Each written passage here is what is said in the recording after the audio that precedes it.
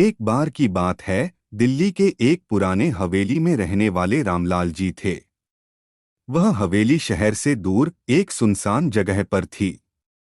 रामलाल जी अकेले ही उस हवेली में रहते थे। उनके बारे में अफवाह थी कि वह रात को अकेले बातें करते हैं। लोग कहते थे कि हवेली में भूत हैं। एक रात शहर से कुछ बच्चे उस हवेली के पास खेल रहे थे। उन्होंने देखा कि हवेली की खिड़कियों से रोशनी आ रही थी और अजीब सी आवाजें भी सुनाई दे रही थीं। वे डर के मारे वहां से भाग गए। अगले दिन उन्होंने इस बात का जिक्र अपने गांव वालों से किया। गांव वालों ने तय किया कि वे रामलाल जी से इस बारे में पूछेंगे। जब वे हवेली पहुंचे तो देखा कि रामलाल जी अपने आंगन में बैठे हुए हैं और उनके सामने एक पुरानी तस्वीर रखी हुई है।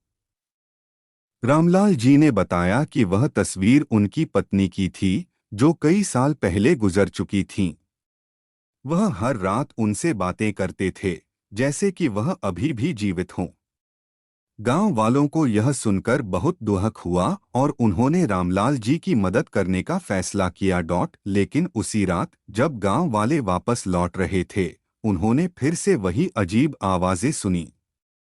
वे डर के मारे वापस हवेली की ओर दौड़े। जब वे वहां पहुंचे तो देखा कि हवेली के आंगन में रामलाल जी नहीं थे, बल्कि उनकी पत्नी की आत्मा थी, जो उनकी प्रतीक्षा कर रही थी। यह देखकर सभी गांव वाले डर के मारे बेहोश हो गए। जब वे होश में आए तो देखा कि रामलाल जी उनके सामने खड़े हैं और मुस्कुरा रहे हैं। उन्होंने बताया कि उनकी पत्नी की आत्मा उन्हें लेने आई थी और अब वह उनके साथ चली गई हैं। उस दिन के बाद से उस हवेली में कोई अजीब आवाजें नहीं सुनाई दीं और न ही कोई रोशनी दिखाई दी। गांव वालों ने उस हवेली को छोड़ दिया और वह एक अनसुलझा रहस्य बनकर रह गया।